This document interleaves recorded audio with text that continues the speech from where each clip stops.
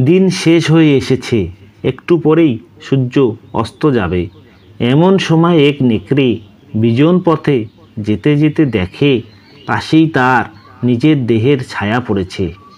আরে, আমি এত বড়, এত লম্বা, এই যে দেখছি প্রায় 30 গজের মতো আমার দেহ, আর হাসির কথা, এত জমকালো দেহ থাকতে সিংহকে আমি ভয় করে চলি। আর না, এবার থেকে আমিই হব বনের রাজা, সব পশুদের রাজা।